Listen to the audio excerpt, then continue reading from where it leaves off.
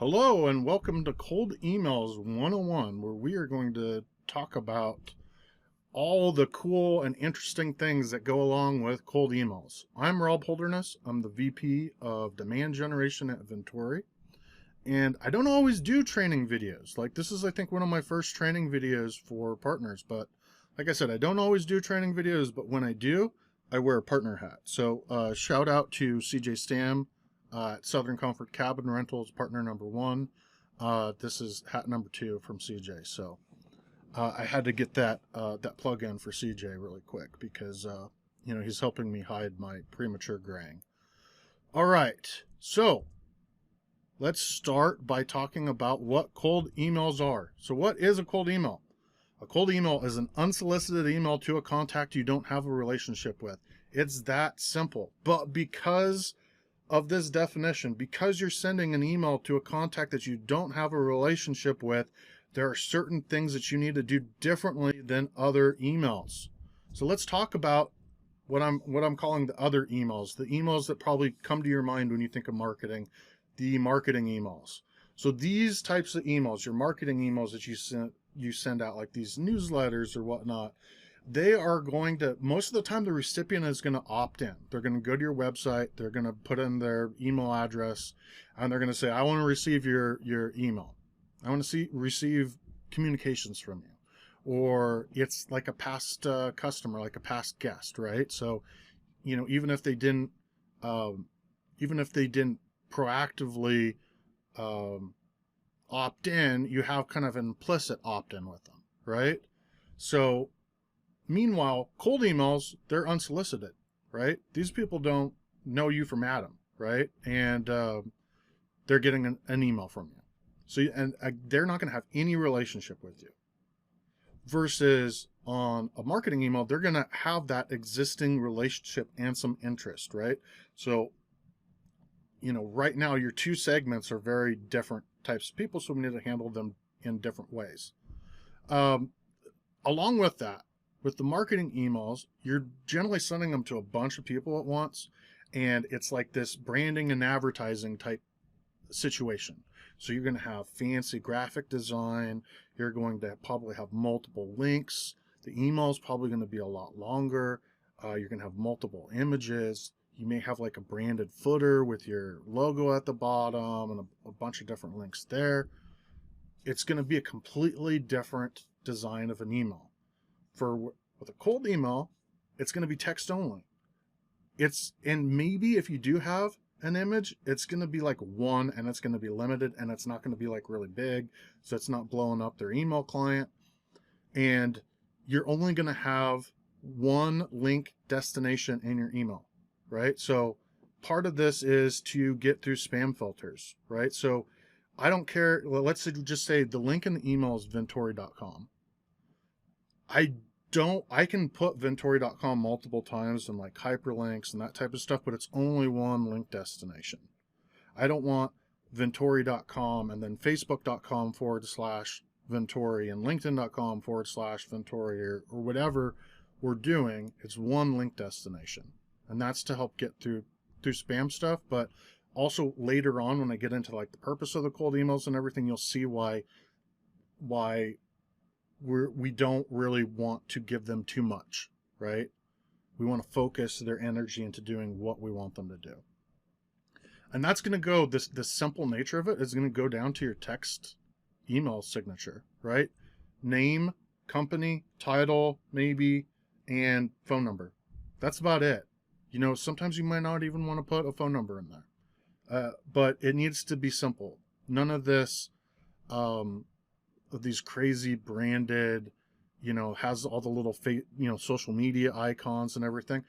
The other thing with that is a lot of the times those get messed up by different email clients, and they're not going to show correctly anyways, or the images are going to be blocked because of the email settings. So it may look cool, but it's not going to probably work very well. So that's why I say stick to simple text signatures. All right, so cold email deliverability. There's a couple things that we need to do to hit that first goal of getting the email in the inbox, right? If that email does not make it in the inbox, then everything past that point is for nothing. So the first thing that we want to do is take care of that deliverability. And one of the things that you really, this is super important. This is maybe, if you don't take away anything from this call today, remember this: do not send cold emails from your primary domain. Do not send it from like the domain that you have your like booking site on. Don't do it. Cold emails can ruin your domain. You want to create additional domains to send those cold emails from. And then you need to warm those up, right? So let me give an example like what we do at Vintory for our cold email, right? So we have bought domains like Vintory Mail or Get Vintory, or what's another one that we have? And we use different extensions at the end. So we use .com, .co, .net. Those are the some of the better extensions. But it really does, I mean, it really doesn't make that much difference as long as you're not using your main domain, because we want to use disposable domains that if you get reported for spam or whatever, that you're burning a domain that you don't need, right? So, but when you come in with a new domain, you have to warm it up. So we use a program to warm up those domains and email addresses attached to those domains. So we will use, basically what the program does is it like puts you in this group. It's like a network of a bunch of different people using that same email software. And basically you kind of give them control within that network to send emails, open emails, remove emails from spam, mark them as important, that type of stuff. And basically it just auto sends out these emails, and they may just be like lorem ipsum gibberish, right? But what it says to the, and I'm just going to call them the email gods, said, and the email, when I say the email gods, I'm talking about the people who write the algorithms and everything that determine whether your email actually makes it into an inbox or, you know, gets blacklisted if you're really bad, right? Basically doing that warm up lets the email gods know that you're legit, right? That it looks natural. You're most likely to get shut down with cold email or to get, you know, blacklisted or whatnot early on because you have no email authority built up. So typically this warm up process takes like 2 to 3 weeks, right? But at Vintory, we have bought like some more generic domains and we warm them up pre. So if you don't really need like a semi-branded domain or whatnot, you can use those. A lot of people aren't going to even notice it, right? They're just going to see your from name. But that allows you to get up and running a little bit quicker and have it already be warmed up. The other things that we take care of is we take care of all the techie stuff, right? So when you're sending cold email, you need to have 3 different techie things. I'm just going to say techie things set up. It's SPF, Sender Policy Framework, DKIM, and DMARC, right? So these, without going into details, these are like DNS records, and they basically help the email gods understand that you're like a legit person, right? So, and these, like I said, these are just DNS settings, but you know, it's something that we take care of so you don't have to deal with. Then, you know, the other thing I'd say is don't send too much email, right? A good way to get shut down is to send too much email. So typically I'd say like a safe limit is about 50 emails a day per warmed domain.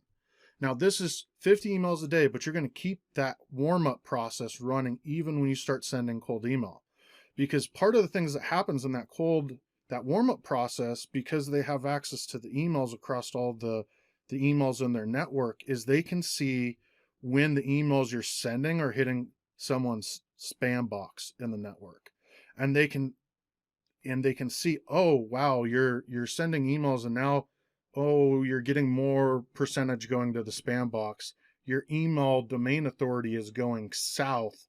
You could be burning your domain. So it's time to start warming up another one, or it's time to like maybe slow down or change some stuff up. So it gives an idea of email health. So you may be sending 50 cold emails a day and another 30 that are part of the continuing warm-up process for your emails. Again, all this is automated through software and that type of stuff, but it's something that we take care of for partners. And then, but just because it's 50 a day doesn't mean that you can't send more than 50 a day. You just need more than one domain. So that's 50 a day per warm domain. So that's about 1,000 emails you can get out a month.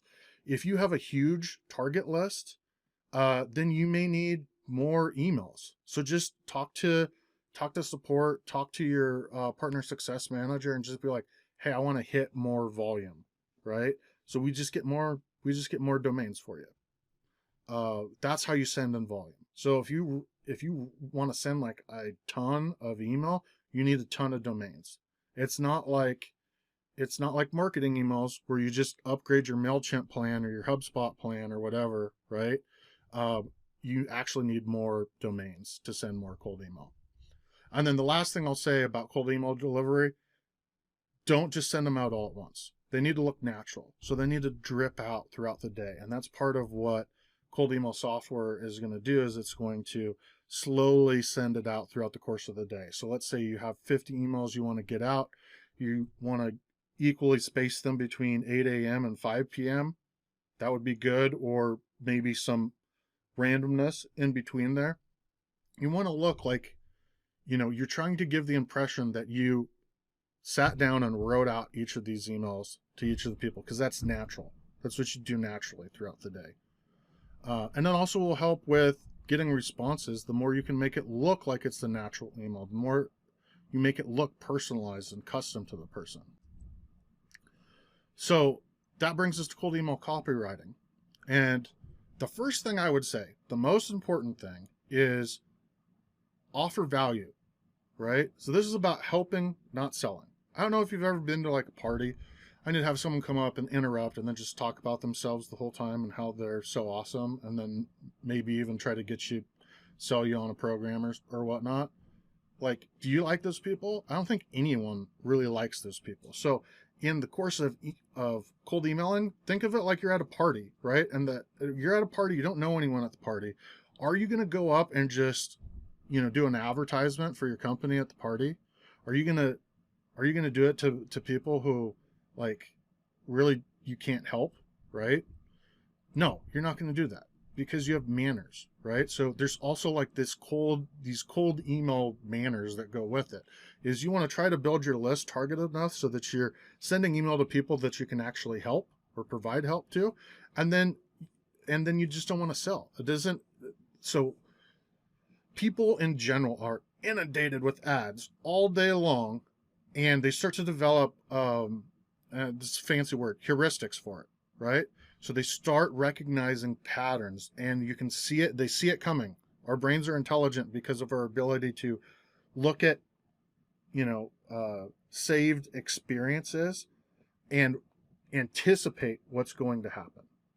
It's anticipation. It's our ability to predict. So we see we see the pattern, and we're like, oh, this is sales. Ignore. So you need to pattern interrupt, right? So you need to not be salesy in your emails. You need to offer help. You need to make it look like you're emailing a friend or something. So again, pattern interrupt. There's a lot of different ways you pattern interrupt, but one of the ways you pattern interrupt and you actually get their attention is to not sell, to help. Help first. Don't sell.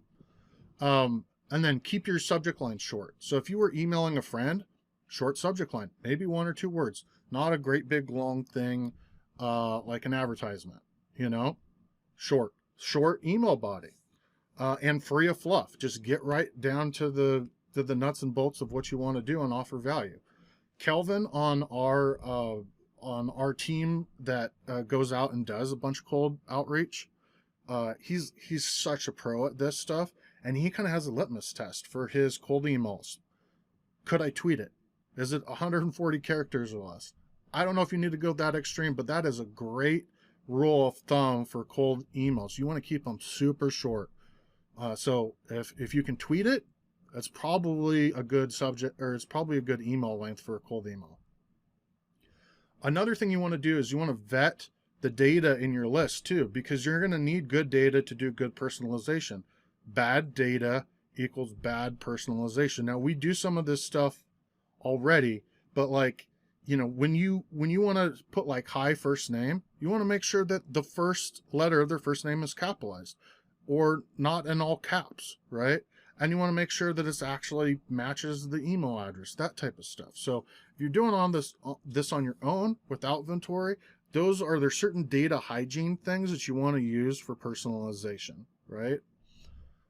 Also, just standard, you want to give them a way to opt out. It's probably just like a little, footer at the bottom that just says, reply unsubscribe to unsubscribe, or click this link to unsubscribe, or you can make it sound fun. Tired of getting, don't want us to bug you anymore, click here, right? And then the other thing, and I'll get into this shortly, so this is kind of like a little preview. The next slide is on, what example emails look like. But I would say in terms of bumps, your bump is going to be the second email typically in your sequence. Try to keep these very short. And sometimes they can even be like one word. I'll show you that in a second. And then for the goal of your email, I always say shoot for replies. Why do I say shoot for replies? Well, what's easiest for the person?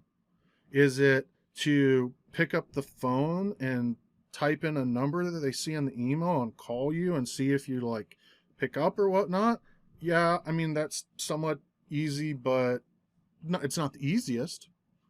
Do you want them to click on a link and go to your landing page and then click around for a little bit and maybe or maybe not like fill out a form, which now they got to retype their information again and, hit submit and everything? That's not as easy as just they're already in their email. You just want them to hit reply and reply. All you're trying to do is get a conversation started, right? You're gonna offer them help, and you make it as easy as possible for them to say yes.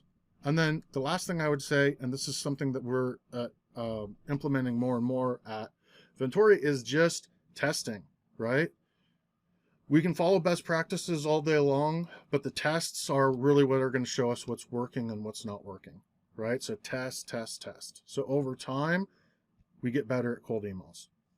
In my career, and then even just recently at Vintory, and I know I've been in the industry a long time. I know the property manager persona really well. I still learn stuff every day about like what works and what doesn't work. So test, test, test, and follow the data. And then finally, or not finally, let's talk about the cold email examples here.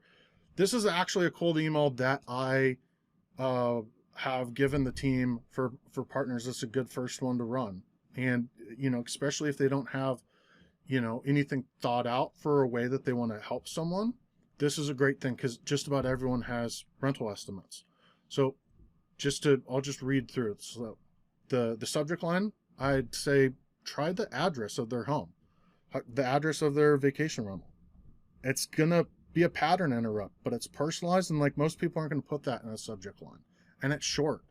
So people are going to have some curiosity. Who's this person and why is my vacation home address in there? The curiosity is going to get them to open the email. But then once they open it, we want to see like what's in it, right? So the body, hi, first name. So you have your personalization. I was doing some public records research and see you own the home at that address. Homes like yours typically perform extremely well as vacation rentals. Can I send you a custom estimate on what your home might earn as part of our rental program? Just the first name of the sender after that. Then you can put your signature underneath there, right? But there's a couple different things about this, right? It's short, like I was talking before. There's some personalization in it, and it's a pattern interrupt, right? It's a pattern interrupt even in the formatting. So if you look at this, in the formatting here, it's all one block, right? And typically I'd say, why do it all in one block? That's not how people scan stuff and everything. But it looks different.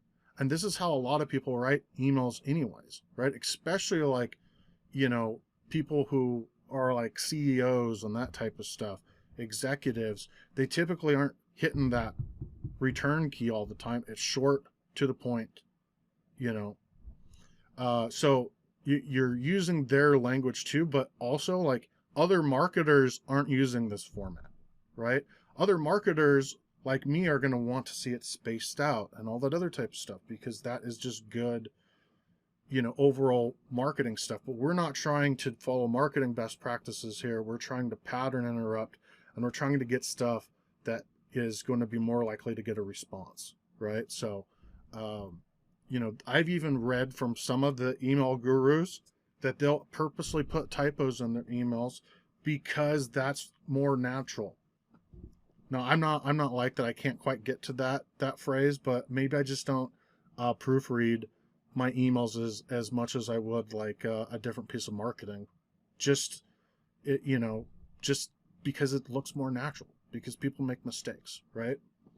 So over here on the right, though, we have a second one, and this is what I was talking about with a bump, right? So it's threaded, so it's going to say RE, the original subject line. And then I just have something in here that's really short that just says thoughts, right? And what it's going to do is like, they're going to read it and they're going to see thoughts. It's like, thoughts, right? And it's going to direct them to the original email, right? It's going to make them think about it. It's pattern interrupt. And they're going to go back and read the original email. And it's just another way to be persistent and also pattern interrupt at the same time. And you can try different things, right? But these are just some things that I found work really well in the different email campaigns that we've done. So now you kind of have an idea of some examples. And so what should you expect, right? So to kind of conclude, I just want to give people an idea of what to expect to like set their expectations correctly, right? So your performance is going to be heavily related to the quality of your list, right? So if you just had like a random list of email addresses that you bought from someone, don't expect great performance. That's super spammy, right?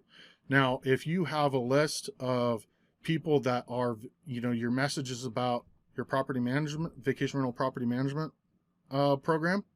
If you're emailing people that are absentee homeowners where the site address doesn't match the mailing address, that's going to be a big tick up because what you're trying to help them with is something that they're more likely to need help with, right?